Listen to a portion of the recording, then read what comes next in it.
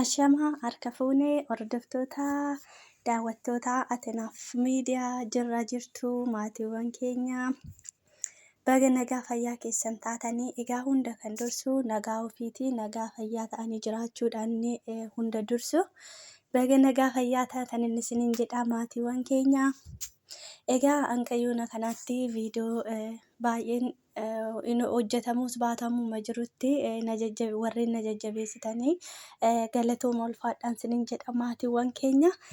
Akkasumas immoo warreen mana Atinaaf miidiyaatiif haaraa taatan sabiskiraayibii sheer taasisuun isinis maatii kiyyatti dabalamaa. Egaa chaanaala kanarraa gara fuulduraatti wantoota ji'oota muraasa yookiin ji'a tokko ji'a lamaan boodarratti wantoota isin bohaarsu wanta itti fataa zanaa itti jettan qabannee isinii dhiyaachuu jirra.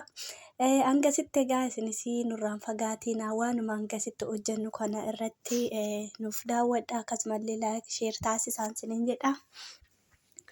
Egaa kabajamoota hordoftoota Atinaaf miidiyaa guyyaa irratti kan hin qabadhee dhiyaadhe bakki amma itti argaa jirtan kuni biyyuma keenya Itoophiyaa keessa. Egaa biyyuma keenya baay'een keessan garuu yeroon shoorti viidiyoo irratti gallakkiseen turenna viyuu gara naannoo 18,000 waan akkasii qaba ture. Koomeentii irratti baay'een keessanii biyyi kun eessaa deemnee daawwannaa warreen jettan akkasumas immoo gara gama chaanaala telegiraamiitiinis warreen naa barreessitan jirtu. Egaa yeroodhaaf deebii keessan qabadhee isiniif dhufuu dhiisuu kootiif dhiifama isiniin jedha. Asumaan jecha egaa biyyi kun biyya ammatti argaa jirtan kun godina Shawaa Kibba Lixaa aanaa Haroo Wancii keessatti kan argamu jechaadha. Egaa biyyi kun akka addunyaattis akka Itoophiyaattis tokkoffaa irratti bakka turizimiitiif tokkoffaa irratti filatamte. Haroo Wancii jechuun karaa Ambootii yookiin immoo karaa Walisootiin deemuu dandeessu. Baay'ee fageenya qabu. Walisoorraa magaalaa Walisoorraa kiiloomeetira 37 akkasuma magaalaa Amboorraa immoo kiiloomeetira 30 jechaan dhagaagni wanti nani qabatamaa irratti intini ta'e hin jiru jechaadha. Waan akkasiin dhagayyoon dogoggoruu baadhena gara fuulduraattiin bira ga'ee seeraan kiiloomeetira Amboorraa isaa ta'u Finfinneerraa isaa ta'u dhaabbataadhaan isiniif nan dhiyeessa. Ammaaf garuu haaluma kanaan wanta dhagaye kan jechaa jiru ta'u dhaabbataan itoo hin taane. Kanaaf gara fuulduraatti Haroo Wancii kana seeraan bal'inaan kan isinii dhiyeessu ta'a. Biyyi kun godina Shawaa Kibba Lixaa aanaa Haroo Wancii keessatti argamti. Bakka kana bakka Waaqayyoon qabeenya uumamaatiin miidhagsee kan uumedha duruma isaa jechaadha. Biyyi kun maal haroo kana keessatti randi isaa naanna'eeti akka golboo wayii keessa jira. Sanarraan kan ka'e uummanni naannoo sana jiraatu.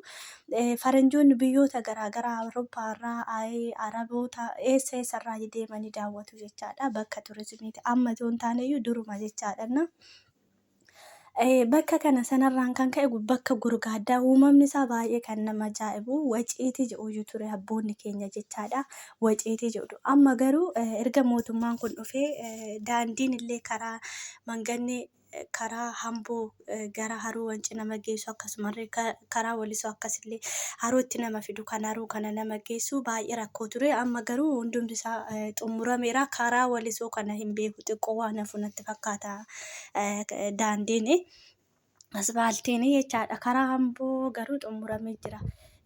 Kanaaf amma egaa loojii turizimii Haroo Wancii jedhee mootummaan kun seeraan piroojeektii garaagaraa achirratti hojjetee namoonni duratti bakka ciisichaatiif hin rakkatu ture. Garuu hamma manoota ammaa argaa jirtan kana haroo kana qarqararratti haala gaariidhaan piroojeektii babbareeda hojjeteera jechaadha mootummaan kun. Kanaaf warreen deemtanii bashannanuu gaa'ela keessan qubeellaa achitti godhachuu barbaadan deemtanii bashannanuu dandeessu. Bakki bulmaataa bakka haalgaa nyaata wanta hundumaa guutuudha jechaadha. Hamma hundi isaa guutee jira waan ta'eef warreen gaa'ela keessa raawwachuu barbaadanis namoonni baay'een dhugaa dubbachuuf deemanii gaa'ela isaanii kana achitti raawwachaa jiru.